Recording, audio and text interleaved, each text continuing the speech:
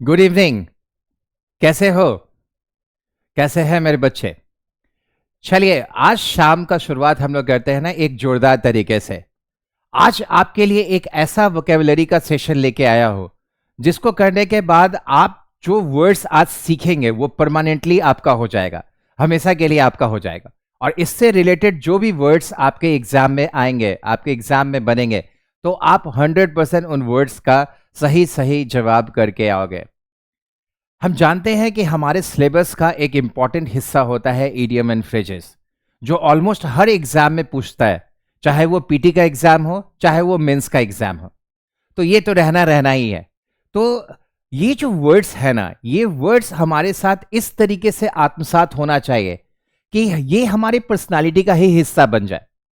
आज हम इन वर्ड्स को हम लोग ऐसे सीखेंगे ना, जहां पे इन वर्ड का ओरिजिन कब हुआ, इन वर्ड का एक्सप्लेनेशन क्या है, ये वर्ड का वैल्यू क्या है, और ये क्या हमारे लाइफ में इंपॉर्टेंस कैरी करता है। इन तमाम चीजों के बारे में आज हम लोग बात करेंगे। और इन वर्ड से रिलेटेड जब कहानियों को हम लोग एक दूसरे के साथ डिस्कस करेंगे ना, तो सीरियसली ये एक बहुत ही रॉकिंग सेशन होने वाला है, मजा आ जाएगा।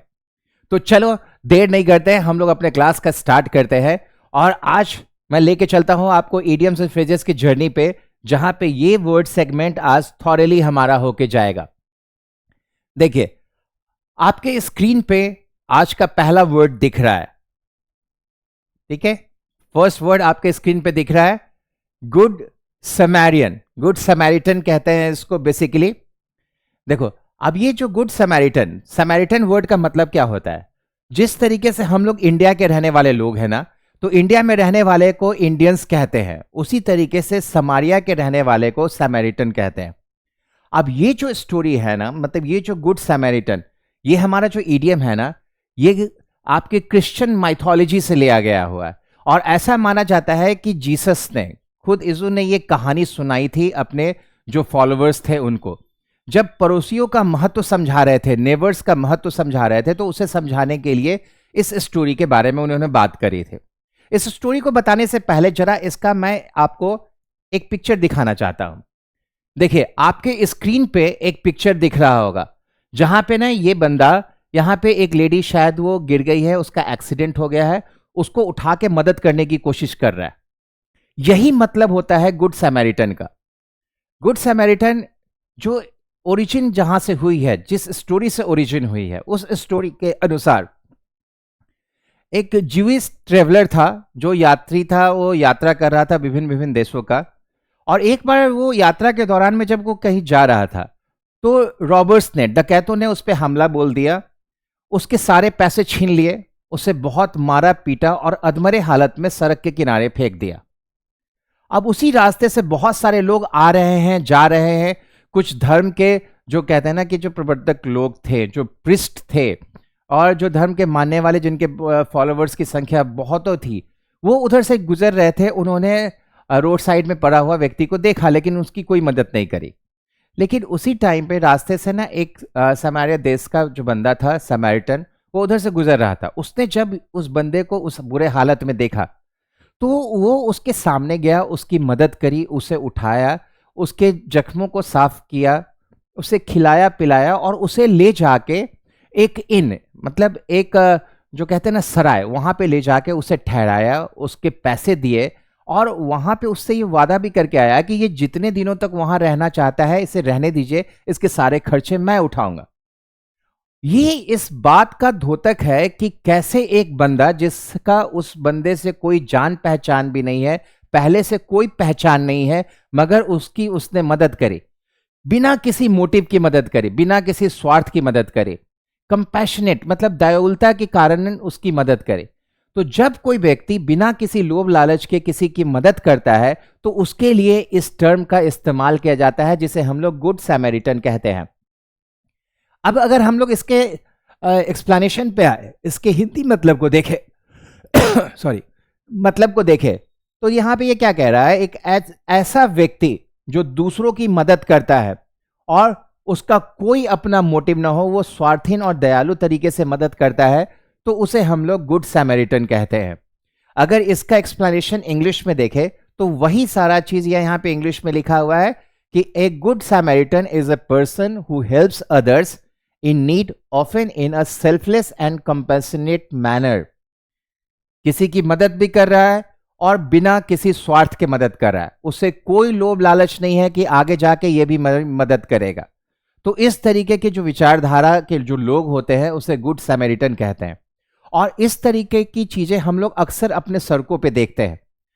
जब हम लोग जा रहे हैं, अगर किसी का हादसा हो जाता है, किसी का एक्सीडेंट हो जाता है, तो वहां पे कई लोग आते हैं मदद करने के लिए और उसे हॉस्पिटल तक पहुंचाते हैं, उसका देख रेख करते हैं, देखभाल करते हैं। तो ये इस भाषा में गुड सैमरिटन कहा जाएगा। आप इसे अगर हम लोग ने एग्जाम्पल समझा, इसका मीनिंग समझा, और जब इसे सेंटेंस आदि में फॉर्मेशन करने की कोशिश करेंगे, तो वहां पे जब हमें ये दिखाई देगा कि जब कोई बंदा किसी की मदद कर रहा है तो उसके लिए हम लोग इस टर्म का प्रयोग करेंगे, राइट। आई होप आपको ये वर्ड अब अच्छे तरीके से समझ में आ गया। अब ये थॉरली आपके लिए ये वर्ड रहेगा और आप अब इस वर्ड में कभी भी नहीं फंसेंगे, ठीक है। मूव करते हैं हम लोग नेक्स्ट वर्ड की तरफ। देखिए, अब जो वर्ड आपके सामने में आया है ये है hit nail on the head, ठीक है। ये भी बहुत इंपॉर्टेंट वर्ड है हमारा।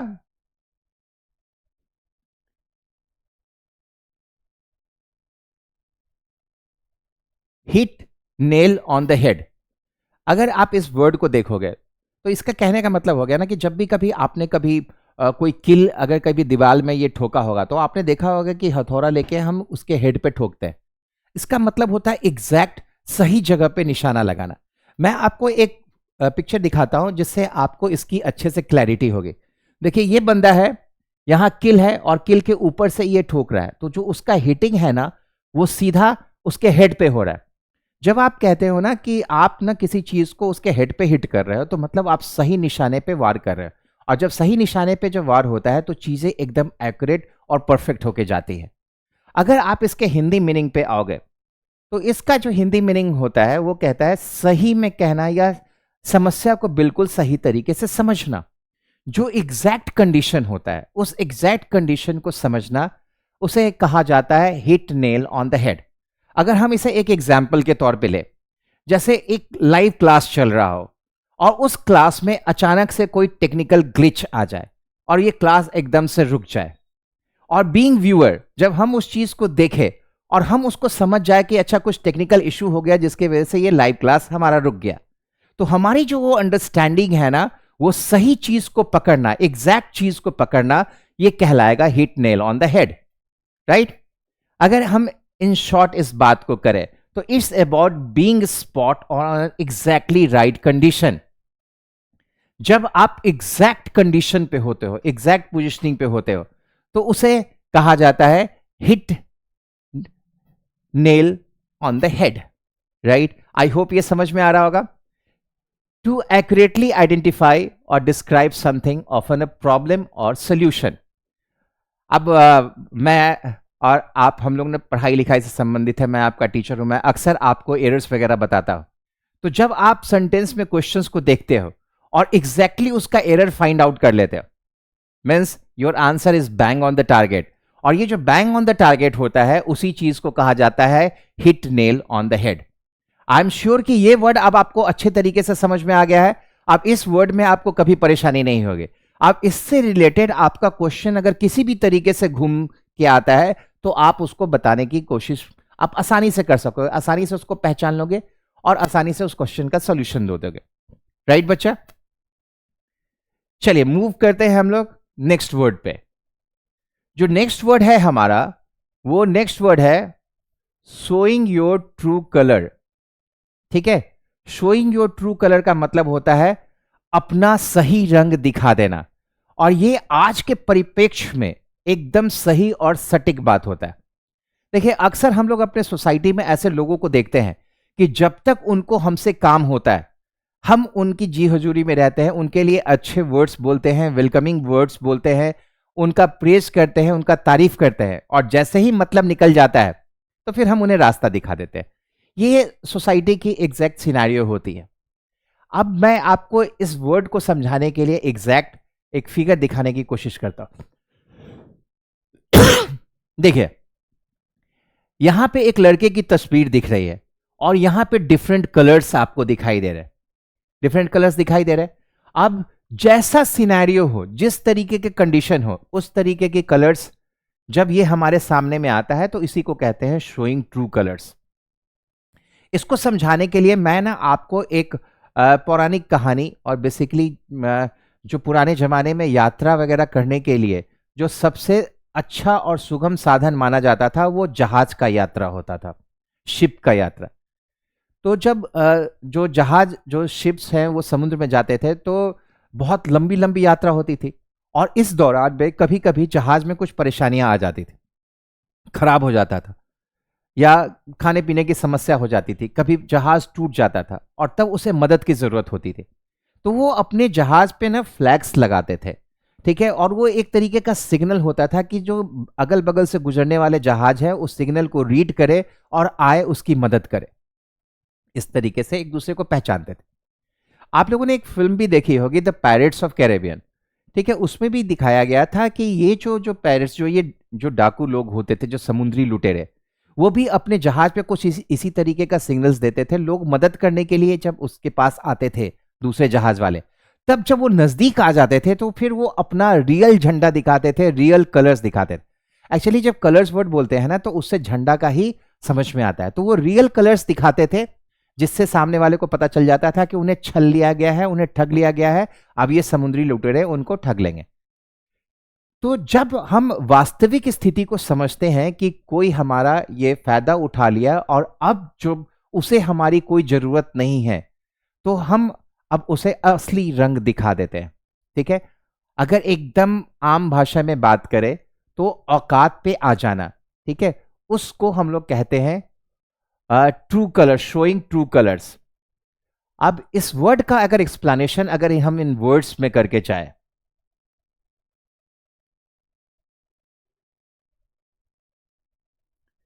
तो ये स्टोरी जो हमने बताई, इस स्टोरी से आपको ये क्लियर कट समझ में आ गया कि हम लोग यहां पे क्या कहना चाह रहे हैं। अगर आप इसे ना एक एग्जाम्पल के तौर पे देखना चाहे तो आप कुछ ऐसा लिख सकते हैं, after getting my job done,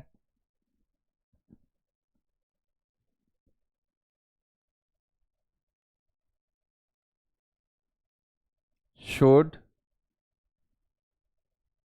my true colors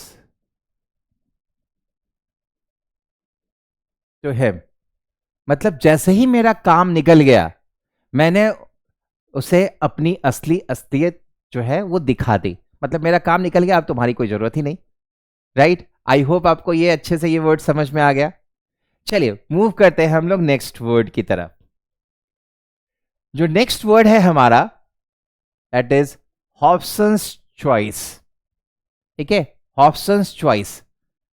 ये जो वर्ड है ये 17th सेंचुरीज में से लिया गया है। 17th सेंचुरी में एक थॉमस हॉब्सन करके एक व्यापारी हुआ करता था, ठीक है, एक बिजनेसमैन। और इसका जो काम था ना, ये घोड़ों का व्यापार करता था। इनफैक्ट मतलब इसके पास बहुत सारे घोड़े थे और ये अपने घोड़ों को किराए पे लगाता था, ठीक है। और ये इतना बड़ा घोड़े का व्यापारी था कि सिर्फ आम लोगों को नहीं, मतलब अगर राजा महाराजाओं को भी जरूरत होती थी, जो शक्तिशाली जो मतलब उस समय के शासक थे उनको भी जरूरत होती थी, तो उनको भी घोड़ा यही किराए पे देता था। और आप इसे इस तरीके से समझ सकते हैं कि मार्केट पे इसका एकाधिकार था, मोनोपोली थी। तो जब लोग इसके पास आते थे घोड़ा लेने के लिए किराए पे, तो ये क्या करता था ना कि मतलब उसको देखने नहीं देता था, उसे पसंद नहीं करने देता था।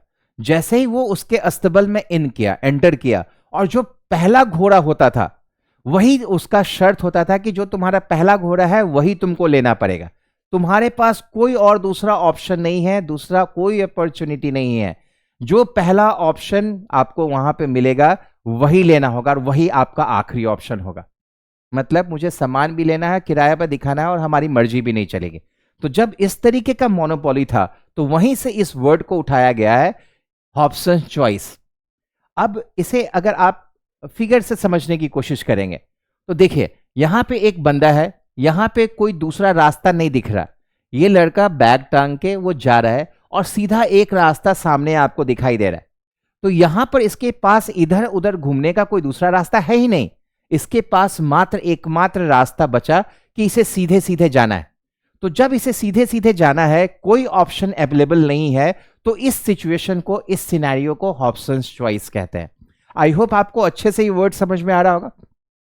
जब हम लोग इसके एक्सप्लेनेशन की तरफ मूव करते हैं तो देखिए ये क्या कह रहा है, a situation where there's only one option make it seem like a choice but actually is not. मतलब आपके पास कोई दूसरा ऑप्शन है ही नहीं, यही ऑप्शन है और ये ऑप्शन आपको अमल करना ही पड़ेगा। या तो लो या तो जाओ, आपके पास कोई दूसरा ऑप्शन नहीं है, आप अपनी मन की नहीं कर सकते। राइट? देखिए अभी तक जो हमारी एजुकेशनल पॉलिसी थी उसमें अगर ग्रेजुएशन आदि में आपको कोई पेपर लेना होता था तो बंधे बंधाए पेपर्स थे। मतलब आपको अगर बायो लेना है तो बायो के साथ फिजिक्स केमिस्ट्री एकदम तय है कि ये आएगा ही आएगा। आप ये नहीं चाह कर सकते थे कि बायो लिया है तो आप उसके साथ इकोनॉमिक्स भी पढ़ लो, आप उसके साथ कंप्यूटर साइंस भी पढ़ लो। तो इस तरीके के जो कंडीशंस, जो बंधे बंधाए ऑप्शंस होते थे, उन्हें जो हम हॉब्सन्स चॉइस कहते थे। आप नई एजुकेशनल पॉलिसी के तहत कुछ बदलाव होने हैं, कुछ बदलाव आएंगे तो फिर चीजें डिफरेंट हो जाएगी। राइट? तो जब आपके पास कोई और ऑप्शन अवेलेबल ना हो तो उसे हॉब्सन्स चॉइस कहते हैं। और बीइंग अ स्टूडेंट समटाइम्स ये बुरा नहीं होता, समटाइम्स अच्छा ही होता है। जैसे अगर हम आपकी बात करें, आपको एसएससी, आपको सरकारी नौकरी निकालनी है तो आपके पास कोई दूसरा रास्ता ही नहीं, आपको निकालना है मतलब निकालना है। तो ये आपके लिए एक पॉजिटिव लक्ष्य के तौर पे हो जाएगा। राइट? और आप इसे सेंटेंस बनाते वक्त ये कह सकते हैं, cracking government job is my options choice, no other options left for me. Right? I hope आपको ये समझ में आ गया होगा, ये वर्ड अच्छे तरीके से समझ में आ गया होगा। एक यहां पे एग्जाम्पल भी लिखा हुआ है, आप इसको पढ़े तो समझ जा। इट वॉज ऑप्शन चॉइस, इधर टेक द जॉब और स्टे अनएम्प्लॉयड। ठीक है? स्टे अनएम्प्लॉयड, या तो जॉब ले लो या फिर बेकार रहो। राइट? आई होप आपको अच्छे तरीके से ये समझ में आ गया। तो इस तरीके से जब आप वर्ड्स को पर्टिकुलरली समझते हैं, उसके ओरिजिन पॉइंट से, उसे स्टोरी के साथ रिलेट करके, तो ये थॉरली आपका हिस्सा हो जाता है और ये रिटेन कर जाता है हमेशा के लिए। राइट? कभी भी आपको ना बार बार याद करके रट करके रखने की जरूरत नहीं है। वर्ड्स का समझना, उसकी टेक्निकल पार्ट को अच्छे तरीके से विजुअलाइज करना और अपनी पर्सनालिटी के साथ आत्मसात करना, यही स्टूडेंट का कहते हैं ना कि एक लक्ष्य होना चाहिए। और जैसे जैसे ये आप अपने साथ आत्मसात करते के लिए जाएंगे, ये पर्टिकुलरली आपका हिस्सा बन जाएगा। Now moving to next word. जो हमारा नेक्स्ट वर्ड है ये है कीप द बॉल रोलिंग। ये कमाल का एग्जाम्पल है, बहुत शानदार ईडियम है ये। कीप द बॉल रोलिंग, अगर हम इसका शाब्दिक मतलब भी निकालते हैं तो इसका मतलब होता है कि अपने बॉल को आगे बढ़ाते रहो, बढ़ाते रहो, उसे रोल करते रहो, रोल करते रहो और ये आगे आपका बढ़ता रहेगा। एक फोटो है, आप इसे देखिए, एक तस्वीर है जहां पे देखिए ये एक आपको ये दिख रहा है जहां पे एक बॉल है, बॉल आगे की तरफ लुढ़क रहा है। तो जब ये बॉल आगे की तरफ लुढ़क रहा है ना, तो ये इस इडियम का प्राय हो गया, जिसका मतलब हो गया कीप द बॉल रोलिंग। अब इस वर्ड का ओरिजिन समझाता हूं कि ये वर्ड की उत्पत्ति कहां से हुई। देखिए ये जो है वो अमेरिकन प्रेसिडेंसी इलेक्शन से मतलब ये संबंधित है। एक कैंडिडेट थे जिनका नाम था बेंजामिन फ्रैंकलिन। ठीक है? और ये जो थे ना, मतलब उस प्रेसिडेंसी इलेक्शन में ये पार्टिसिपेट कर रहे थे और इन्होंने जो भी काम जो लोगों के लिए, जो पब्लिक के लिए किया था, उस काम को मतलब ये चाहते थे कि उनके द्वारा किया हुआ काम एक एक व्यक्ति को पता चले, एक एक व्यक्ति को उसकी जानकारी हुई। तो अब इन्होंने बहुत सोचा और एक आइडिया निकाला कि कैसे इस कहानी को लोगों तक पहुंचानी है। तो उन्होंने एक बहुत बड़ा विशालकाय एक बॉल बनाया और उस बॉल पे अपने किए गए सारे काम, ठीक है, उसको मेंशन कराया। ठीक है? चारों तरफ उस पे मतलब उसके द्वारा किए गए कार्य का वो कंप्लीट विवरण था और उस पे एक लाइन और लिखा हुआ था, keep the ball rolling till it reach to the next person. ठीक है? इस बॉल को तब तक घुमा जब तक कि अगले आदमी तक नहीं पहुंच जाए। और वो बॉल को वो घुमाते रहे, बॉल को लुटकाते रहे। एक नया तरीका, एक क्रिएटिव तरीका, एक क्रिएटिव कैंपेनिंग का नतीजा था कि उसने उस इलेक्शन में अपनी जीत हासिल करी। और वहीं से ये जो है ये वहां से निकल के आया और ये आज भी एग्जिस्ट करता है, और हमारे एग्जामिनेशन पॉइंट ऑफ व्यू से ये एक बहुत ही इंपॉर्टेंट ईडियम बन गया है। ये अक्सर आपके एग्जाम में रहता है। इनफैक्ट किसी भी एग्जामिनेशन में, जब से ऑनलाइन एग्जाम्स हो रहा है, वो दिन में 7-8 एग्जाम्स होते हैं और लगभग 1 महीने तक चलते रहते हैं, और इस क्रम में ये 10-12 दिन 10-12 बार ये एग्जाम में क्वेश्चन आ ही जाता है। सोच सकते हैं इसका इंपॉर्टेंस क्या है, कितना है। चलिए जरा सा इस वर्ड के एक्सप्लेनेशन पे हम लोग आते हैं।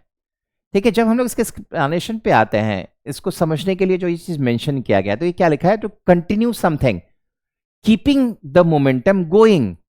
जो मोमेंटम है उसको जारी रखना है, उसको चलाते रहना है।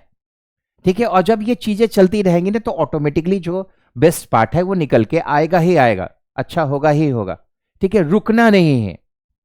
एक आपको ने एक इंसिडेंट्स के साथ रिलेट करके बताने की कोशिश करता हूं। आप जानते हैं कि एप्पल कंपनी, उसका जो फाउंडर मेंबर थे वो स्टीव जॉब्स थे। ठीक है, स्टीव जॉब ही थे ना, एप्पल कंपनी के जो ओनर थे।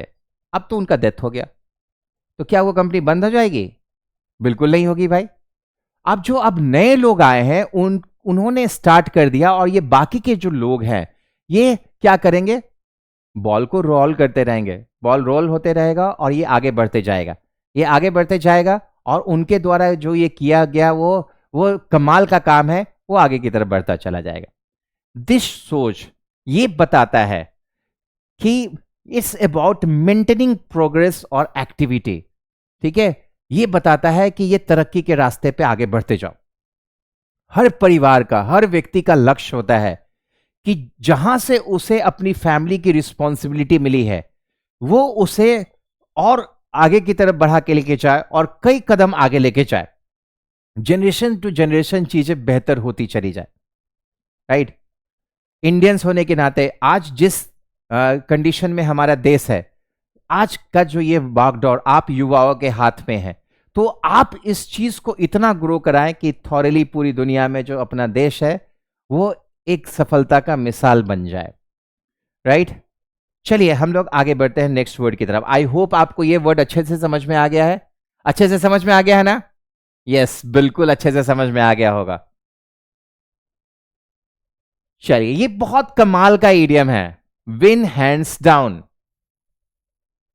ठीक है, और ये आपके उम्र के जो बच्चे होते हैं ना, उनके लिए तो और ये कमाल का है। वो तो मतलब जो एनर्जी और जो शक्ति का प्राय होते हैं, आपके उम्र में ना, मतलब जो एनर्जी होती है ना, उसमें लगता है कि बड़ा से बड़ा काम जो है ना, वो बाएं हाथ का खेल है, और ये बाएं हाथ का खेल होना ही विंस हैंड डाउन कहते हैं। ठीक है, विन हैंड्स डाउन कहते हैं। चलो इसे ना एक पिक्चर से समझाने की कोशिश करता हूं। देखिए, यहां पे ना ये बॉक्सर दिख रहा है हमको, और ये ना मतलब अपना ये दिखा रहा है कि यस, मैं मतलब पूरी तरीके से तैयार हूं, और मैं तो बस इसको यूं ही हरा दूंगा। जब आसानी से हरा देंगे ना, मतलब जहां पे कोई कंपटीशन भी नहीं होगा, सीधा सीधा मैच आसानी से जीत जाएंगे, तो वैसे कंडीशन को कहते हैं विंस हैंड डाउन। ठीक है, टू विन इजली और एफर्टलेसली विदाउट एनी कंपटीशन। ठीक है, आसानी से जीत जाना, जहां पे कोई कंपटीशन जैसा कोई चीज आ ही ना। एक एग्जाम्पल दिया हुआ है, इसे देखिए। She one the singing competition hands down, her voice was incredible. उसने ये जो मतलब सिंगिंग कंपटीशन है वो यूं ही जीत लिया। उसकी आवाज इतनी शानदार थी कि कोई उसके टक्कर में नहीं था। तो उसके लिए ये संगीत का जो ये जो कहते हैं ना कि ये जो मुकाबला था, वो जीतना बाएं हाथ का खेल था। चलो अब मैं ना इस वर्ड का थोड़ा सा ओरिजिन बताता हूं। ये जो वर्ड है ना, ये घुड़सवारी के रेस से आया है, हॉर्स राइडिंग से। वहां पे जो एक बंदा था ना, वो बहुत मतलब अच्छा ये कहते हैं ना घुड़सवार था, और वो अक्सर सारे मैच जीत जाता था। जो भी उसके साथ रेस में हिस्सा लेता था उनको हरा देता था। और इस वजह से धीरे धीरे उसके मन में ना एक अहम आ गया कि वो दुनिया का सबसे बड़ा घुड़सवार है और उसको कोई भी नहीं हरा सकता। और इसी वजह से वो थोड़ा सा घमंडी हो गया, और चीजों को मतलब कोई भी उसके अगर सामने आता था तो उसकी बेइज्जती कर देता था। धीरे धीरे ये बात बहुत पॉपुलर हो गई। तो एक राजकुमार को जब इस बात का पता चला, तो उसने ये चैलेंज लिया कि उसे हरा के दिखाएगा। और एक और बात हम लोग साथ साथ समझते हैं कि अगर किसी को इस बात का घमंड हो जाता है कि उसे अब सब कुछ आ गया है, अब उसे आगे किसी भी तरीके की मदद, किसी भी तरीके की हेल्प की जरूरत नहीं है, तो मतलब उसने अपने हाथों से अपने डेवलपमेंट, अपने ग्रोथ का रास्ता बंद कर दिया। बच्चों, इस बात को मार्क कर लो, ठीक है? आप इस बात को समझ जाओ और अपने लाइफ में इसको स्थापित कर लेना। हमेशा सीखने का रास्ता ओपन करके रखना, वहीं से ग्रोथ और डेवलपमेंट का रास्ता खुलता है। अगर आपने अपने हाथ से यह दरवाजा बंद कर लिया तो वहीं से आपकी तरक्की के रास्ते बंद हो जाएंगे। सेम उस घुड़सवार ने किया था, अपने हाथ से अपने ग्रोथ और डेवलपमेंट का रास्ता बंद कर दिया। तो जब उस राजकुमार को पता चला उसके इस घमंड के बारे में, तो उसने घुड़सवारी के लिए उसे चैलेंज किया। और जब वो घुड़सवारी का रेस हुआ तो वो जो घमंडी जो घुड़सवार था वो अपना पूरा ताकत लगाया और उसे पता था कि मतलब मैं बहुत अच्छा हूं, मैं तो सबको हरा देता हूं।